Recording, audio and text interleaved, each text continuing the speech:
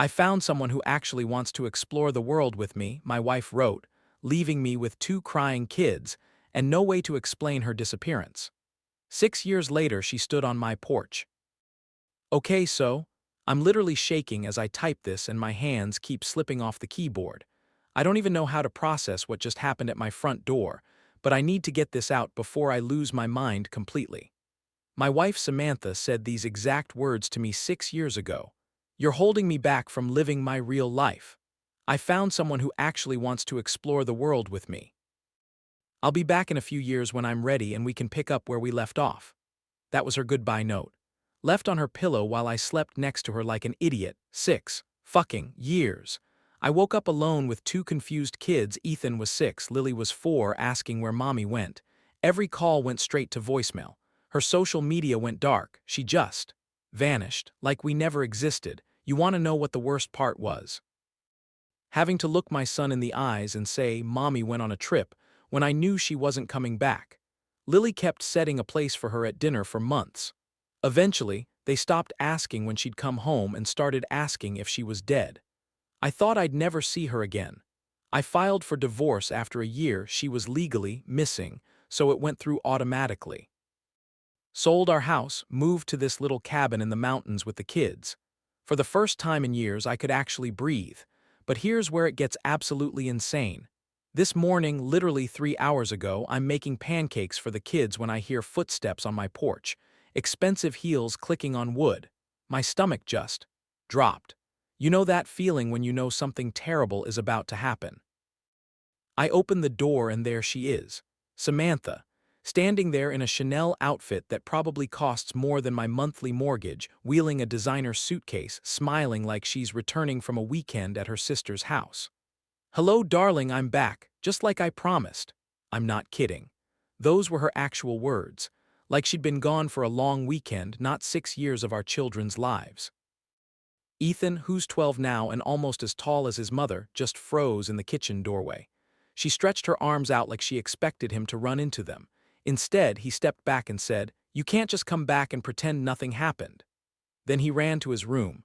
Lily, bless her heart, just stared. She barely remembers her mother. She was 4 when Samantha left. Now she's 10 and has no idea who this woman is claiming to be her mom. I told Samantha we'd moved on, that she wasn't part of this family anymore, that we'd been divorced for 5 years. Her perfect smile cracked just a little. She asked about the house we sold. I said, That money raised your children while you were off living your best life. There's nothing here for you. She got angry then, said I had no right to sell her house or divorce her without her consent. Said she was working overseas and couldn't be reached. Working overseas. Right, she left in a huff saying she'd be in touch with her lawyer. Reddit, am I losing my mind here? She abandoned us for 6 years and just expects to walk back into our lives. My kids are finally happy and stable. Ethan's in Little League, Lily's learning piano. We have routines, inside jokes, weekend camping trips. We've built a life without her. What the hell do I do now? Because something tells me this isn't over. Update, holy shit guys, she just called, she wants to discuss custody arrangements. The confidence in her voice, like she has legal rights here, I think I'm going to be sick. Edit, this is blowing up way more than I expected, reading every comment. For everyone asking yes, I'm documenting everything. No, I haven't responded to her call yet. And to whoever said, get a pie now, already on it. Edit 2, thank you for the awards, kind strangers. Your comments are keeping me sane right now. I'll update when I know more, but something tells me this gets worse before it gets better. Update 1, you guys. I cannot believe what just happened in court today. I'm sitting in my car in the courthouse parking lot because I'm too shaky to drive home yet. First off, thank you to everyone who commented on my original post. Several of you warned me to document everything and hire a pie immediately. Best fucking advice ever. I was naive thinking she'd just give up and disappear again. You were right to be suspicious. So after reading your comments, seriously, I screenshot like 50 of them for courage. I thought I was prepared for anything Samantha might throw at me. I hired the lawyer 3 of you recommended, documented everything, got character references from teachers and neighbors. I thought I had this handled. I was so fucking wrong. Last week, a process server showed up at my door. Samantha was suing for full custody of Ethan and Lily, Full custody, not visitation, not shared custody. She wanted to take my kids away from the only stable home they've known for 6 years. Her legal argument. Get this, she claimed she'd been working as an international consultant and couldn't maintain contact due to security clearances. She painted herself as this sacrificing mother who gave up everything to provide for her family's future. According to her lawyer, I was the selfish one for not supporting her career ambitions. I'm sitting there listening to this bullshit, watching her play the role of the tearful, regretful mother in front of the judge. Designer tissues dabbing her crocodile tears, talking about how much she missed her babies and how she was finally in a position to give them the life they deserved. For a terrifying moment, I saw the judge leaning her way. He kept asking me why I didn't try harder to contact her, why I divorced her so quickly, why I moved the kids away from their hometown. That's when my lawyer stood up and said, "Your Honor, we'd like to present some evidence about Mrs. Morrison's activities during her alleged work assignment." The photos came out. You guys, I cannot even describe the look on that judge's face when he saw them. Samantha on yachts in Monaco, at beach resorts in Bali, shopping in Milan, skiing in Aspen, different men in almost every picture. Designer everything, 5-star restaurants, private jets, 6 years of living her absolute best life while her children wondered if she was dead.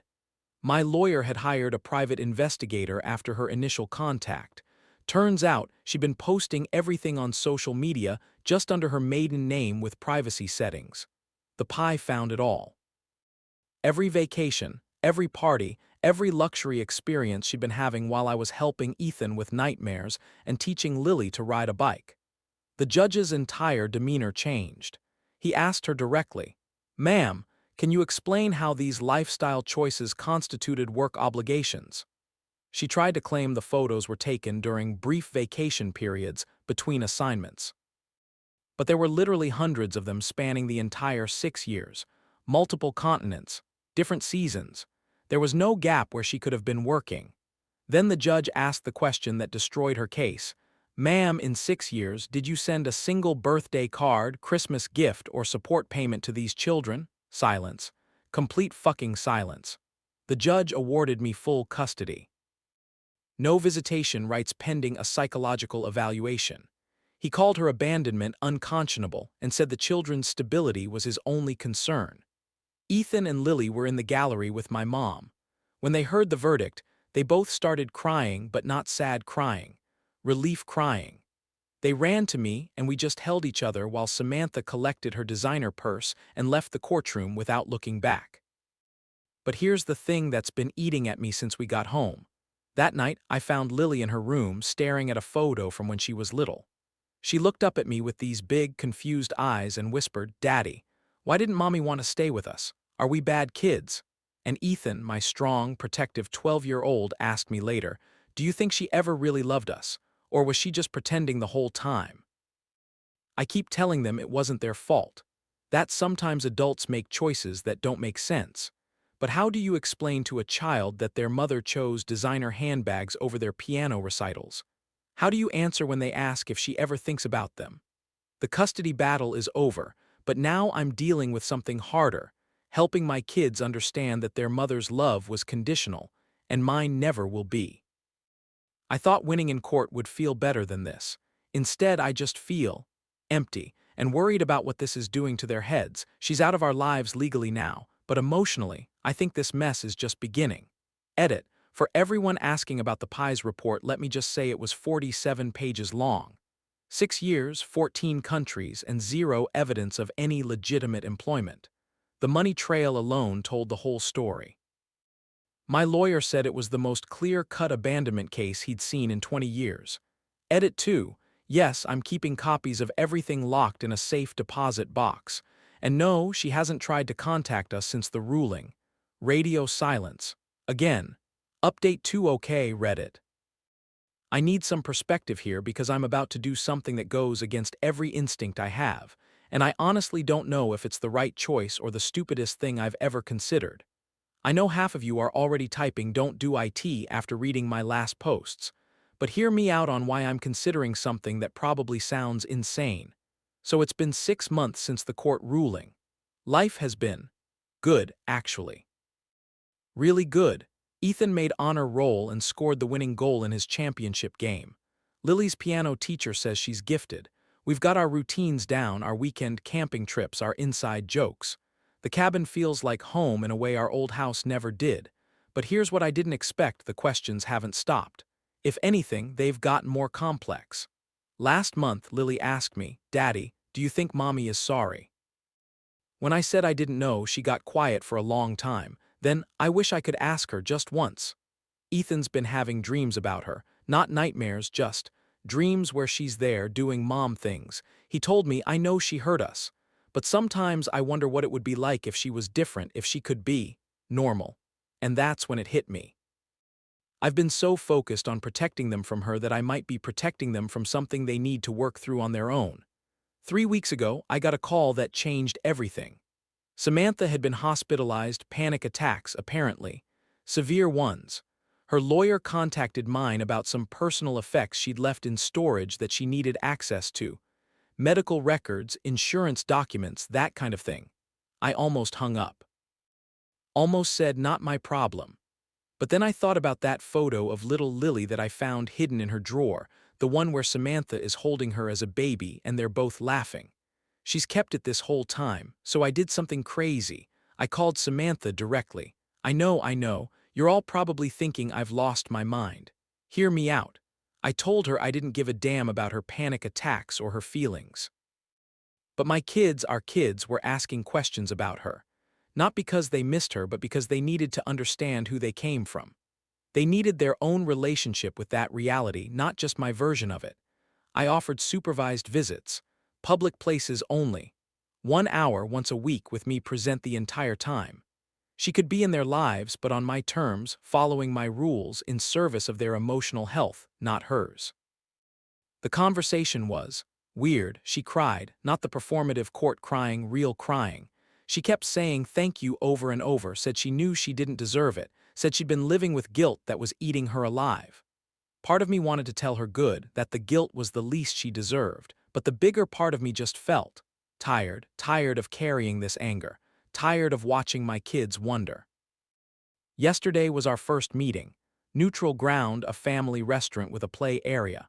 I told the kids they could leave anytime they wanted, no questions asked. Lily was curious but cautious. She asked Samantha basic questions: where she lived now, what her favorite color was, whether she liked pizza, safe, surface-level stuff. But I could see her studying Samantha's face, looking for something, maybe resemblance, maybe recognition. Ethan was tougher. He barely spoke for the first 30 minutes. Then suddenly he asked, "Why did you leave us?" Samantha's answer surprised me. She didn't make excuses. She said, "I was scared of being a mom because I didn't think I was good at it. Instead of trying harder, I ran away. That was wrong, and I'm sorry. It wasn't perfect. It wasn't enough. But it was honest in a way she'd never been before." At the end, Lily hugged her goodbye. Just for a second, Ethan hung back, but before we left he said, "Bye, Samantha. Not mom, not goodbye forever. Just bye." On the drive home, neither kid said much. But that night, Lily didn't have her usual bedtime questions about where people go when they disappear. And Ethan slept through the night without dreams. I'm not doing this for Samantha. I don't forgive her. I don't trust her. I will never forget what she put us through.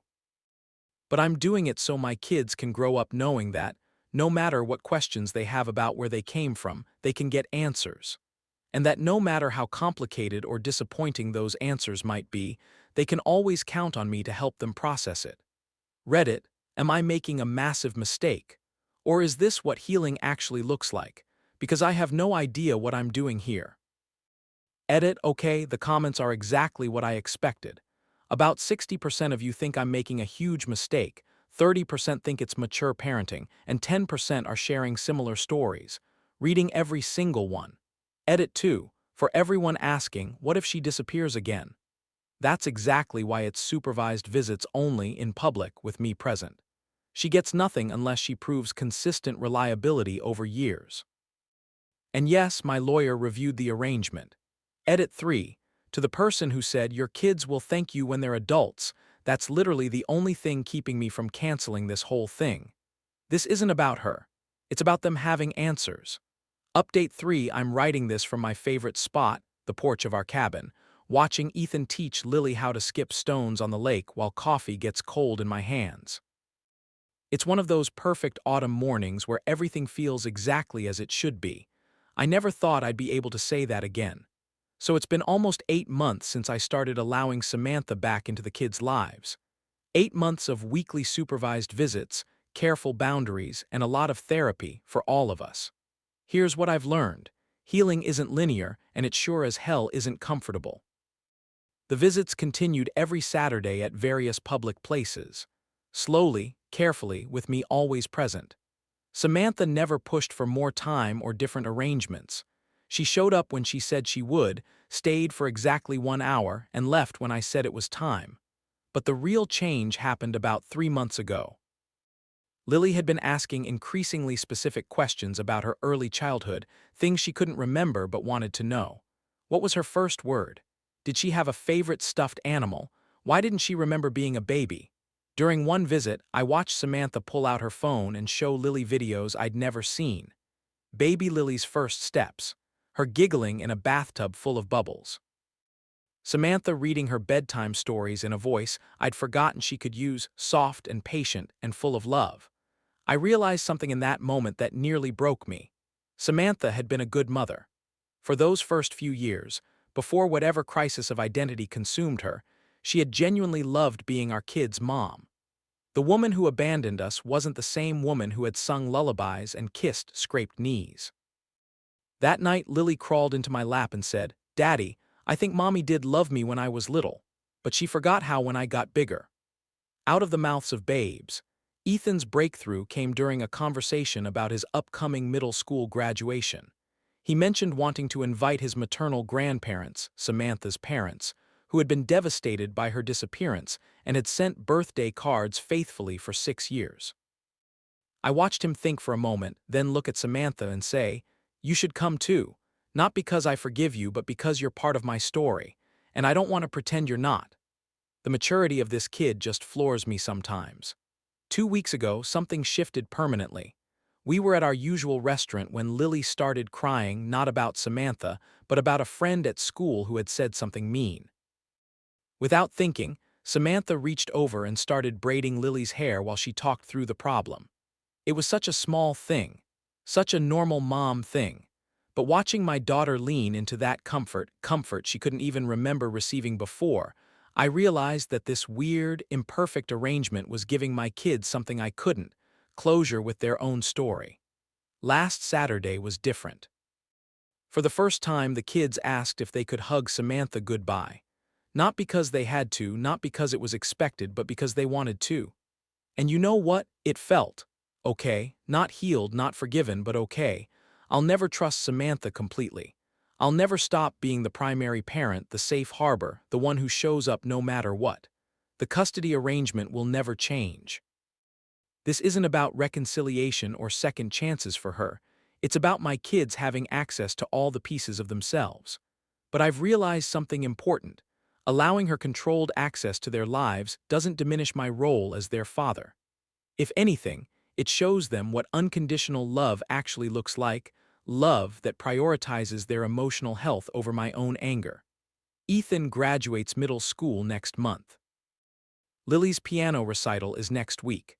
Samantha will be at both, sitting in the back, keeping appropriate distance. Not because she's earned the right to be there, but because my kids asked her to come, and I trust them to know what they need. After the recital, we'll go home to our cabin, our real home, and she'll go back to whatever life she's built for herself. The difference is, my kids won't spend the night wondering about her anymore. They'll have their answers, their boundaries, and their peace. And honestly, that's more than I ever hoped for when I opened that door 8 months ago and found her standing on my porch with her designer suitcase and her casual smile. We're not a family again. We never will be. But we're something new, something functional and healthy and wholly centered around what's best for Ethan and Lily. Sometimes I think the bravest thing a parent can do is let their kids write their own story, even when it includes characters you'd rather forget. Thanks for sticking with me through this journey, Reddit. Your advice, perspective, and support helped me make the hardest decision of my life. My kids are thriving, and that's all that matters. Edit. I'm getting a lot of DMs asking for updates on how the kids are doing. Ethan just got accepted to the Honor Society and Lily won her first piano competition. They're genuinely happy, well-adjusted kids who happen to have a complicated origin story. That's all any parent can ask for. Edit 2. For those asking about Samantha, she's been consistent with visits for 8 months now. She's in therapy, has a stable job, and seems to understand her role. This isn't about redemption, it's about my kids having access to their full story. Edit 3. Thank you for the awards and the kind messages. This community literally saved my sanity during the darkest period of my life. If you're going through something similar, document everything, hire professionals, and trust your kids to be more resilient than you think. Final update. Lily played beautifully at her recital.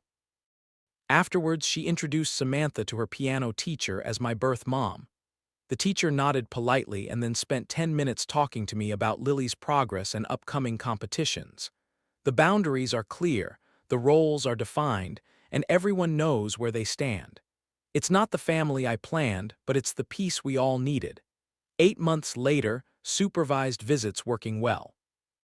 Kids have answers, boundaries are solid, and we've all found an unexpected peace. Sometimes the bravest parenting choice is letting your kids write their own story.